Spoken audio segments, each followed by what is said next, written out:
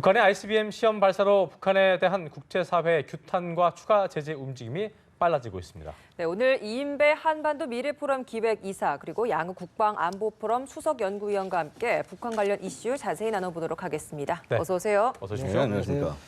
자, 그저께 북한이 첫 ICBM 시험 도발을 하면서 미국의 심리적 레드라인을 넘어섰다, 건드렸다 이런 평가가 나오면서 일단 어쨌든 미국도 역대 최고의 압박에 나선 모습입니다. 니키 헬리 유엔 주재 미국 대사가 긴급 소집된 어제 유엔 안보리에서 필요시에는 막강한 군사력을 쓰겠다는 발언도 했는데 일단 그 발언 어떻게 보셨는지 한 말씀 해주시죠. 일단 이걸 이제 레드라인을 공식적으로 선포한 건 아닙니다. 레드라인을 선포한다는 것은 거의 전쟁에 준하는 그 결기가 있어야지 가능한 것이고 이제 뭐 정치적으로 이제 그렇게 하지는 않은 상황인데요. 어쨌든 이런 상황 속에서 트럼프 정부가 주장하고 있는 캠페인 중에 하나가 뭐냐면 강한 미국이지 않습니까? 강한 미국을 도전하는 세력에 대해서는 어떤 식으로든지 응징하겠다는 것이 트럼프 정부의 또한 정치적 의지 중에 하나인데 그런 입장에서 봤을 때 ICBM은 미국 국민 본토를 위협할 수 있는 무기라고 보기 때문에 여기에 대해서 미국은 단호하게 어떠한 방식이든지 단호하게 대처하겠다. 그 방식이라는 것은 모든 수단을 동원할 수 있다라는 의지를 포인한 거로 볼 수 있겠습니다. 어쨌든 그것을 사용하겠지만 그런 방향으로 진입하지 않는 걸 선호한다는 얘기는 일단 레드라인을 건드려서 우리가 그걸 군사적으로 쓰겠다는 걸로 해석하는 얘기는 좀 무리가 있다 이렇게 볼 수 있겠네요, 그죠? 네, 아직까지 뭐 그 정도 관계까지는 아닌데 하여튼 이제 모든 지금까지 가능한 카드들이 소진되고 나면 그 마지막 카드로서는 이것도 가능하다라고 볼 수 있겠죠. 알겠습니다. 네, 그렇다면 미국이 사용 가능한 대북 군사 옵션이라고 한다면 어떤 게 있을까요? 사실 여태까지 해오던 것으로 일단 생각해 볼 수도 있습니다. 그러니까 대표적으로 우리 한미 연합훈련들 있지 않습니까? 뭐 예를 들어서 키리졸브나 아니면 의지 포커스 가디언 같은 그런 훈련들이 있는데 이 훈련들을 증강을 시킨다거나 아니면은 이제 전략자산 전개들, 예를 들어서 지금 B1 폭격기 와가지고 와서 이제 또 훈련하고 간다고 하지 않습니까? 이런 것들이 있고요. 그 다음에 조금 더 나간다면은 지금 주한미군이 사실 많이 축소가 돼 있는 상황입니다. 그래서 예를 들어서 2사단에 1여단 같은 건 아예 해체돼가지고 나가버리고 이제 순환 배치가 되는 상황인데 이거를 다시 예를 들어서 전진 배치하는 식으로 병력을 증강시킨다거나 하는 걸 생각할 수 있고요. 그 다음 단계로는 이제 소위 전략무기, 계속 그러니까 상황이 있을 때마다 찾아오는 이 전략무기를 아예 한반도에 붙박이로 박아놓는 걸 생각해 볼 수 있고요. 그 다음 단계는 전술 핵무기 배치도 생각해 볼 수 있습니다. 뭐 이건 가능성이 좀 낮긴 한데 좀 이따 그건 말씀드리고요. 그 다음에 또 생각할 수 있는 것이 이제 행동하는 걸 생각해 볼 수도 있습니다. 그러니까 예를 들어서 어떤 유엔 대북 제재를 함에 있어서 지나가는 선박들, 북한 지나가는 선박들 전부 다 검색하겠다. 그래서 아예 해상 봉쇄해버리는 방안 같은 걸 생각해 볼 수 있고요. 가장 끝단에는 소위 얘기하는 선제 타격, 정확한 명칭은 예방 타격이라고 할 수 있습니다. 이러한 것들에 대한 고려들도 모두 포함이 될 겁니다. 그러니까 한마디로 가능한 군사 옵션은 A에서부터 Z까지 전부 다 끄잡아내놓고 검토를 하겠다라는 의미로 보시면 되겠습니다. 그래요. 지금 양욱 의원 말대로 어쨌든 미국이 사드 체계의 어떤 조수권 배치도 그렇고 어쨌든 이와 함께 더불어서 해상 미사일 요격수단 증강시켜라 이럴 가능성도 뭐 저희가 충분히 고려해 볼 수 있겠네요, 그렇죠? 네, 그렇습니다. 미국 트럼프 대통령이 선거 기간에 강한 미국을 조창하면서 했던 공약 중에 하나가 해군력 증강이라는 것이 있었습니다. 해군력 증강의 핵심적인 것 중에 하나 구축함인데요. 구축함이 한 33대 정도 있는 상황에서 반 정도가 이 한반도 해역 쪽 이쪽에 파괴돼 있었는데 해군력을 증강해서 상당 거의 배 이상을 증강한다고 그럽니다. 그렇게 되면 거기에 그만큼 한반도에 배치되는 구축함 수도 늘어날 수 있다고 볼 수 있는데요. 이건 방금 양욱 박사님 말씀하신 것처럼 그런 군사적 행동 중에 하나로서 이 해양 봉쇄라는 게 이루어질 가능성이 있습니다. 북한을 통해서 들어가거나 나오는 모든 해상에서의 어떤 선박이나 어떤 것들을 다 봉쇄함으로 인해 가지고 차단하는 것 정책까지도 갈 수 있는 것이 바로 이제 이런 구축함 동원이 될 수 있겠습니다. 그렇군요. 가장 마지막 정도에 우리가 좀 생각해 볼 수 있는 게 전술핵 재배치가 아닐까 싶은데요. 이 가능성은 좀 어떤가요? 자, 일단 전술핵이 뭔지 한번 말씀을 드리면요. 우리가 이제 전략, 전술 이걸 나눌 때요. 전술핵이라고 하는 건 근거리에서 사용을 하는 겁니다. 예를 들어서 한반도라는 우리가 KTO라고 그래서 한반도 전구라고 하지 않습니까? 전쟁이 나면 이 안에서 그 짧은 단계는 쓰는 게 이제 소위 전술핵이라고 하는 것이고요. 그래서 상대적으로 좁은 공간을 쓰니까 어떻겠습니까? 파괴력이 너무 세면 안 되겠죠. 그래서 이제 보통 20킬로톤 정도 수준을 그 이하 정도를 전술핵이라고 얘기를 합니다. 근데 이제 전략핵이란 건 뭐냐 하면은 한 전구에서 다른 전구로, 그러니까 예를 들어서 뭐 한반도에서 미국을 한다거나 아니면 뭐 이 한반도 지역에서 뭐 중국 쪽으로 한다거나 이런 식으로 이제 먼 거리를 갈 수 있는 걸 우리가 전략핵이라고 하는데 파괴력은 그만큼 셀 수밖에 없죠. 그래서 뭐 이제 한 뭐 100킬로톤 혹은 메가톤급 이런 그 파괴력을 갖게 되는 건데요. 이게 사실 이제 우리가 전술핵 재배치 얘기를 하지만은 한계라는 것이 분명히 있습니다. 뭐냐면 미국이 지금 현재 보유하고 있는 핵탄두, 그러니까 전략 핵탄두가 한 4천여 개 정도 됩니다. 그중에서 한 1,400발 정도를 1,400개의 탄두를 지금 실전 배치를 해놓고 있는 상황인데요. 전술핵 상황을 보면요. 전술핵 무기는 현재는 700여 발밖에 안 남아 있습니다. 그러니까 숫자가 굉장히 줄어있죠. 뭐냐면요. 더 이상 개발을 안 하는 거예요? 예, 맞습니다. 더 이상 개발 안 하고 이제 그러니까 소위 전술핵 무용론이라는 게 있었어요. 그 냉전 시대가 끝나가면서 이제 왜냐하면 전술핵을 처음 나올 때는 대규모로 몰려오는 그 소련군을 막기 위해서 핵을 쓰자라는 개념이 그때 한정된 지역에. 근데 이제 뭐 러시아 붕괴하고, 그러니까 소련 붕괴하고 러시아 되고 나니까 더 이상 쓸모가 없으니까 전술핵들을 굉장히 많이 줄였다는 겁니다. 그래서 지금 700여 개 정도로 줄어들었고, 그 700여 개도 다 배치된 게 아니라 뭐 보존하고 있는 것, 배치한 거 섞여가지고 이 정도입니다. 그러니까 사실은 전술핵의 여유가 그닥 많지가 않다는 거죠. 물론 여유가 많지 않은 것 중에서 한반도의 우선순위가 높아지면은 이거를 가지고 올 수 있는 거겠지만은 어쨌거나 지금 전술핵 무기들 지금 새로 개발하고 있는 것들이 있긴 있지만은 굉장히 제한이 있는 것이 사실이라는 겁니다. 그러니까 결국은 이 제한이 있는 거를 한반도로 가져오게 할 정도로 우리가 외교력을 발휘한다거나 혹은 우리 내부에 결단이 있다거나 이렇지 않고는 사실 미국으로서도 그렇게 간단한 일은 아니라는 겁니다.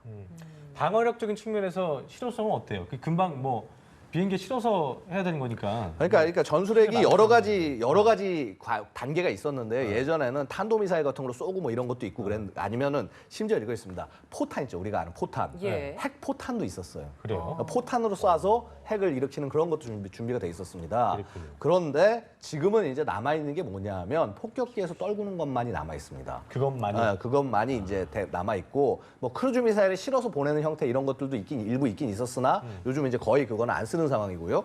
자, 그럼 뭐냐면 근데 대신에 북한에 딱 맞는 북한을 위해서 미국이 만든 전술핵 무기도 있습니다. 그러니까 이 핵폭탄인데 소위 지하 핵폭탄이라고 들어보셨습니까? 뭐냐면 이 우리 벙커버스트라고 해서 왜 그러니까 건물 속으로 뚫고 거죠? 들어가서 이렇게 네. 터지는 게 있지 않습니까? 핵폭탄을 그렇게 만든 거예요. 그래서 지하로 뚫고 들어가서 빵 터지면은 땅 안에서. 그렇죠. 예를 들어서 김정은이 뭐 지하 200m 안에 뭐 벙커 안에 들어가 있다고 그래도 그거 집어넣고 터트려 버리면은 예. 그냥 그 자리에서 몰살시킬 수가 있는 거죠. 그러니까 어떻게 보면 북한으로서는 굉장히 공포스러운 그런 폭탄들이 있는 겁니다. 근데 있지만은 이제 이것을 과연 한반도에 전진 배치할 수 있겠느냐, 한 다음에 어떻게 운영할 거냐. 사실은 제일 좋은 건 핵 공유라는 방법이 있어요. 과거 나토, 그러니까 지금도 나토에서 하고 있는데 뭐냐면은 예를 들어서 그 나토 회원국들이 다 핵 개발을 못 하지 않습니까? 근데 이 회원국들이 어쨌거나 핵 무장을 운용하게 해주는 겁니다. 몽고하니 미국이 갖고 있는 자기의 핵폭탄을요, 이 나토 있는 국가들이 그 폭탄을 자기 전투기에 달고 갈 수 있게 해주는 거예요. 그래서 그 나라에다가 이 이제 소위 핵폭탄 창고 같은 걸 지어놓고 거기서 필요할 때마다 무기 나눠준 다음에 대신에 이제 발사 권한, 터트리는 기폭 권한은 미국이 쥐고 있긴 하지만은 어쨌거나 운반 수단을 같이 제공을 한다. 전투기. 그런 의미에서 이제 가능하고요. 그러면 그러니까 핵 확산 금지 조약에도 이렇게 배치되는 게 아니겠죠? 예, 사실은 약간 좀 기술적인 측면이 있습니다. 이게 위법이다라는 얘기도 있지만은 어쨌거나 정식적으로 이 나라들이 개발해서 보유하고 있는 것이 아니기 때문에 미국이 갖고 있는 형식이기 때문에 그걸 일종의 피해 나갈 수 있는 그런 여지가 있는 거죠. 근데 어쨌거나 그러한 방법으로 지금 나토는 활용을 하고 있고요. 우리도 그럼 그런 방법으로 하면 되지 않겠느냐라고 하는데 아마도 나토급의 그런 동맹으로서 발전을 해야 소위 한미 동맹의 새로운 미래가 되고 그다음에 그런 부분에 있어서 전반적으로 한미 간에 합의가 생긴다고 한다면은 한번 생각해 볼 수 있는 일이겠습니다. 예를 들어서 우리가 전작권 찾아오고 뭐 지금 현 정부에서 얘기하는 대로 그건 그거대로 하고 대신에 핵 관계에 있어서는 미국과의 새로운 동맹으로 발전해 나간다. 이런 걸 통해서 실질적인 핵무장으로 가는 방법 생각해 볼 수 있습니다. 실제 우리가 지금 보유하고 있는 F-15K 전투기나 안 그럼 우리 도입할 F-35 스텔스 전투기 같은 경우에 바로 제가 아까 말씀드린 그 B-61 모드 12라는 폭탄인데요. 그러니까 이 B-61 모드 12 폭탄을 장착할 수가 있어요. 다 이 기체들에. 그래서 그런 것들을 우리가 그러니까 결국은 어떻게 미래를 구상해 나가느냐 예. 이거에 달려 있다고 보시죠. 저희가 좀 비용적인 부분도 좀 고려를 해야 될 텐데, 그죠? 뭐 예를 들어서 아닌데 사실 그렇습니다. 이게 필요하다면 예를 들어서 얘기를 하는 거죠.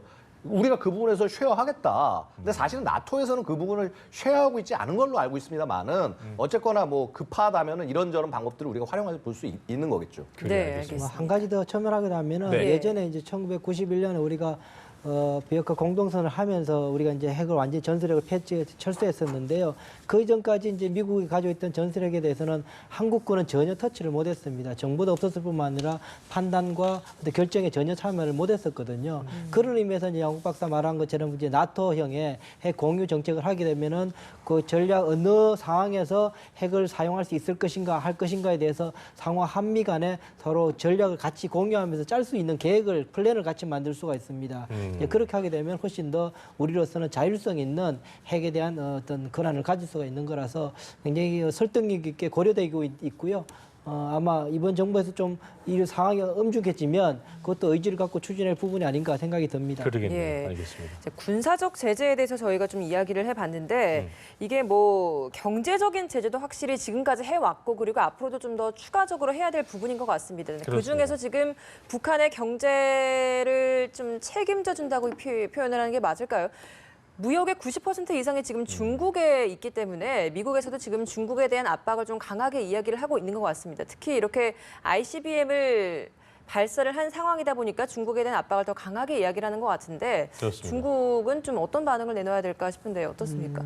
일단 예전에 오바마 정부 때도 그렇고 트럼프 정부 때도 그렇고 우리 한국 정부도 그렇고 모든 주변 국가들이 중국이 북한 핵 문제에서 중요한 역할을 할 수 있을 것이다라고 판단한 것은 같습니다. 그런데 오바마 정부일 경우에는 중국을 설득을 해서 중국이 북한 핵에 적극적으로 개입할 수 있게끔 했다면 트럼프 같은 경우에는 중국을 압박을 해서 중국을 움직여서 북한 핵에 대해서 더 적극적으로 영향을 미치게 하겠다라는 것이 트럼프 정부 입장인 것입니다. 그런 상황에서 봤을 때는 중국을 대단히 압박하려고 그러고 워싱턴 조화에서는 그런 이야기 합니다. 재무부에서 중국을 압박할 수 있는 카드를 한 100개 정도를 좀 카드를 가지고 있는 상황이다. 그래서 뭐 그 중에 하나가 단동은행도 있었고 뭐 무기 대만에 제공했던 것도 있고 여러 가지가 있는데 여러 가지 카드 중에 한 100여 개가 있는데 그 중에서 이제 한 개씩 이제 꺼내 놓을 거다라고 이야기를 하고 있는 상황입니다. 그래서 이번에 이제 이 중국을 어떻게 움직이는가에 대해서 아마 이번에 G20 회의에서도 예. 중요하게 좀 거론될 부분이 아닌가라는 생각이 됩니다. 그래요. 알겠습니다. 어제 그 양 의원님 네. 보셨겠지만 가상 평양 타격 정면 예. 참수 작전을 이례적으로 영상을 대고 공개했는데요. 예. 일단 뭐 무기에 대한 그 궁금증도 좀 있었고 예. 지금 갖고 나오신 그 앞에 그 모형은 어떤 의미에서 이거는 이제 뭐 네. 북한이 보유하고 있는 전형적인 이제 미사일 스커드 발사대인데요. 네네. 근데 이제 이 스커드 발사대가 모든 그 원흉입니다, 사실은. 그러니까 이 어떤 북한이 의미예요, 이게? 예. 북한이 결국 그 미사일 개발하게 된 시초가 바로 이 스커드라고 볼 수 있고요. 예. 지금 얼마 전에 발사한 화성 14호 같은 경우에도 이 발사대에서 크게 벗어나지 않습니다. 이거를 좀 길게 길이를 좀 늘리고 얘는 지금 바퀴가 4개, 그러니까 4축이지 않습니까? 네 축인데 예. 그럼 그래서 몇 얘는 축이에요? 8축으로 해서 늘어난 거고요. 미사일도 지금 얘는 10m 정도인데 네. 이제 이게 20m로 늘어나는 거죠. 화성. 그러니까 근본적으로는 이거 똑같습니다. 이 스커드와 똑같이 예를 들어서 스커드는 이렇게 여기서 차량에서 이렇게 발사를 할 수가 있게 돼 있거든요. 차량에서 곧바로 이렇게 세워가지고 발사를 하는데 이제 그 말씀드린 이제 그 화성 14호 같은 경우는 이거를 별도로 떼어놓고 발사를 하게 이게 됩니다. 추진할 때 세서 그래요, 이게? 그러니까 너무 세니까요. 차에서 여기서 하면 차 연료 탱크도 있고 뭐 있고 불타버립니다. 어. 차량이 불타버리니까 이렇게 떼서 하는데 궁극적으로 북한은 뭐냐면요. 이거를 이런 방식으로 발사 안 하고 우리가 이걸 할 런칭이라고 합니다. 바로 요 자리에서 그 발사돼서 곧바로 점화해서 보내는 걸 할 런칭으로 하는데 콜드 런칭이라는 방식이 있죠. 그때 얘기했던 거. 네, 그때 얘기했던 한번 거예요. 쏴올리고 두 번째 추진하는 관에서 거. 발사해서 예. 이제 두 번째 네. 거기서 추진하는 거. ICBM은 이제 그 방향으로 나갈 거란 그게 말입니다. 돼요? ICBM이? 사실 중국하고 러시아는 다 그렇게 하고 있어요. 그래요? 그러니까 그런 형태로 지금 이제 북한이 만들어 나가고 있는 거고요. 자, 이렇게 능력을 키워 나가고 있는데 반해서 우리가 어제 한 훈련도 굉장히 훌륭하고 좋았습니다만은 네. 그 여전히 이러한 미사일들에 대해서 파괴력 자체가 조금 좀 부족한 것이 아니냐라는 얘기가 나오고 있고요. 결국 이런 어떤 미사일의 파괴력이나 이런 것들이 늘상 문제가 되는 것은요. 결국 우리가 이 사거리 제한, 미사일 이런 것도 있습니다. 미국과 우리가 지금 맺어놓은 협정 같은 게 있는데 네. 예를 들어서 이겁니다. 800km 거리를 날아가는데 500kg 정도의 탄두를 할 수 있다고 약정이 돼 있어요. 근데 이게 무슨 말이냐 하면 뭐 예를 들어서 1000km 늘린다. 라고 하면은 앞에 있는 탄두가 더 줄어들어야 되는 겁니다. 그러니까 이런 식의 어떤 제한이 걸려 있는데 지금 우리가 뭐 예를 들어서 북한 수뇌부를 뭐 어떻게 공격을 한다거나 부순다거나 하면은 솔직히 500kg 정도 탄두 갖고는 되게 어렵고요. 뭐 1톤, 2톤 정도 되는 거 갖고 제대로 이제 화력을 퍼부어야 되는 그런 상황이 타우러스가 그런 개념인가요? 예, 타우러스가 그런 개념이긴데 조금 타우러스도 부족한 부분들이 있습니다. 아무래도 이게 날아가서 하다 보니까 이 폭탄의 무게라든가 이런 것들이 한계가 있는데 이런 부분들의 제한을 하나씩 풀어나가는 것도 소위 현 정부가 얘기하는 자주적 대응 태세에서 굉장히 중요한 것이다. 그래서 예를 들어서 한미 미사일 협정 같은 것들도 다시 지금 얘기를 해야 되는 상황이고요. 또 그러한 능력들이 일종의 레버리지가 될 수 있는 겁니다. 이게 북한에 대한 레버리지도 되고 중국에 대한 레버리지도 될 수 있고요. 여러 가지 카드를 최대한 많이 활용하는 것이 가장 중요한 것이 아니겠나 생각이 됩니다. 예, 알겠습니다.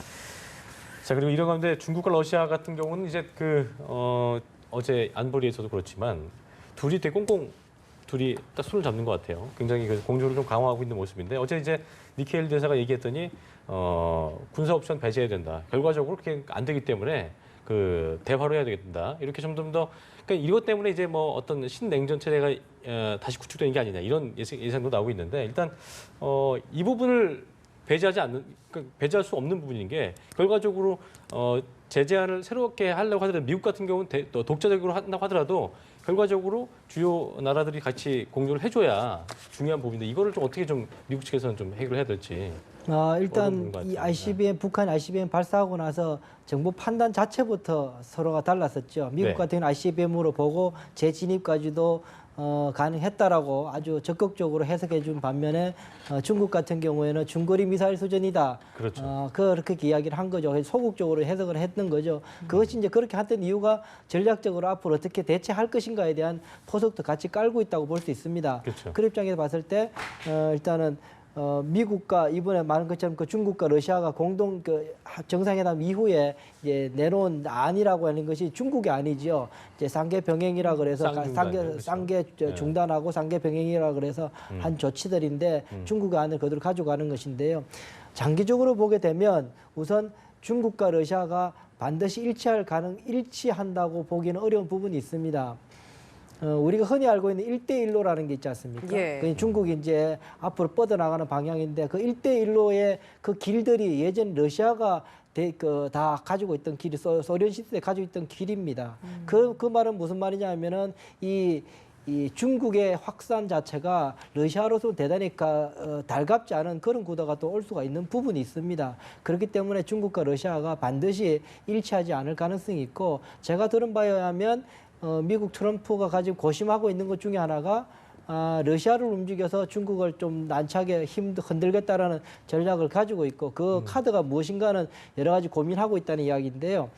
그 고민하고 있는 걸로 제가 알고 있습니다. 어쨌든 지금 상황에서 봤을 때는 한미 정상회담 때도 그 이야기가 있었습니다. 공동 성명에도 한미일 안보를 더 강화하고 예. 한미일이 국제 규범에 맞는 질서를 위해서 노력하겠다라고 했는 부분이 있는데 그건 사실은 중국을 겨냥해서 한 이야기였거든요. 그렇죠. 그렇게 보게 되면 어쨌든 한미일과 지금 상황에서 중러 간의 어떤 갈등 구도, 북한을 놓고 갈등 구도가 있어서 앞으로 우리 대한민국이 대단히 어려운 그 계산법에 이제 처해 있다라고 볼 수 있겠습니다. 그렇군요. 예. 어쨌든 이 ICBM 발사 직후에 나왔던 중국의 반응이 쌍중단이라는 반응이 나왔기 때문에 우리 입장에서는 G20 정상회의에서 이제 한중 정상회담을 할 때 중국의 어떤 입장 변화를 이끌어내야겠지만 이런 입장이라면 쉽지 않을 것 같은데 어떻게 보십니까? 네, 이거는 대통령께서 직접 말씀하지 않으셨습니까? 이게 한미 군사훈련이라는 건요, 한 나라의 주권적인 행위고 합법적 행위입니다. 북한의 핵 개발은요, 불법 핵이에요, 국제상에서. 합법과 불법을 지금 교환 조건으로 같이 놓고 얘기를 한다. 말도 안 되는 얘기인데다가 거기다 그것도 핵의 폐기도 아니고 핵 동결을 가지고 얘기를 하고 있는 거고요. 이거 교환 가치가 될래 될 수 없는 겁니다. 플러스 또 더 큰 문제는 북한 자체가 그거에 대해서 별로 시덥지 않은 반응을 보이고 있어요. 그렇죠. 그러니까 이게 이렇게 지금 이 북한 스스로도 인정하지 않는 이런 안을 가지고 지금 그래서 중국이 얘기하고 러시아가 얘기한다는 것 자체는요. 이거는 이 솔직히 말해서 이 북한의 핵 개발을 막는 거에 대해서 그다지 관심이 없다는 얘기밖에 되지 않는 것이거든요. 그럼 뭐냐면 이거 국제사회에서 전부 나서서 소위 중국과 러시아가 어떤 나라입니까? 소위 핵 레짐에 있어서 바치는 5개국 중에 하나예요. 이 소위 기존의 그 미국, 중국, 러시아, 영국, 프랑스 소위 이 나라들이 국제 핵 확산을 막는 핵 레짐을 버티고 있는 국가들인데 당신들이 이거를 안 한다라는 거는 핵 레짐을 무너뜨리자는 얘기가 되는 것이거든요. 그럼 이거는 우리도 핵 개발을 해야 된다는 얘기가 된다는 겁니다. 그래서 이런 부분들을 명확하게 국제사회에 꺼내놓고 이런 나라들의 이런 행동의 잘못된 부분에 대해서 조목조목 짚어가면서 국제 여론전이 만약에 필요하다면 지금부터 펼쳐나가야 될 상황이 아닌가 생각이 됩니다. 예. 네, 마지막으로 이제 오늘 네. 저녁에 쾌르버 재단 연설에서 이제 문재인 대통령이 연설을 할 텐데 사실 남북 관계 개선에 대한 어떤 메시지가 담길 것이다라는 관측이 많았지만 예. 이번 상황이 엄중한 만큼 좀 연설의 내용에도 변화가 있을 것 같은데요. 어떤 내용이 좀 담길 것이라 예상하십니까? 지금 한국 시간으로 지금 오후 2시 좀 넘었으니까 이제 독일 시간, 베를린 시간으로 이제 아침 7시 그렇습니다. 됩니다. 지금부터 아마 대통령께서는 이제 움직이기 시작하셔야 되는 준비를 상황이고 하시겠죠. 예. 대단히 바쁜 일정들을 오늘 하루가 대단히 한반도 문제의 중요한 하루가 될 수 되는 그런 날이라고 볼 수 있습니다. 예. 한중 정상회담 그리고 또 베를린 신베를린 그렇죠. 선언일 수 있는 그런 선언까지 돼 있는데요. 혹 알려진 바처럼 일단 전향적인 북한에 대해서 좀 전향적인 메시지를 준비하셨었는데 ICBM 발사로 인해서 조금 흐트러지신 것이 아닌가라는 예. 이야기 있었는데요. 저도 이제 청와대에 있어봤지만 이렇게 큰 틀에서 이 대통령의 문안이 짜여질 때는 많은 전략적 검토를 하고 이제 이루어지는 건데 그 중간에 그런 일이 발생해서 큰 틀을 이렇게 무너뜨리거나 하지는 않게 되더라고요. 예. 아마 제 생각에는 뭐 큰 틀에서 큰 변화는 없을 것 같고 다만 ICBM에 대한 경고와 그런 우려는 더 강하게 문구가 들어가긴 했지만 큰 축에서는 갔을 것 같은데 출구 만약에 북한이 핵 미사일을 포기하고 했을 경우에 얻을 수 있는 인트레스트가 뭔가에 대해서 명확하게 대한민국 대통령으로서 밝히는 의지는 바뀔 것이다라는 생각을 해보게 됩니다. 알겠습니다. 예. 자, 지금까지 이인배 한반도 미래 포럼 기획이사과 양욱 국방안보 포럼 소연구위원과 함께 자세한 이야기 나눠봤습니다. 두 분 오늘 말씀 고맙습니다. 고맙습니다. 감사합니다.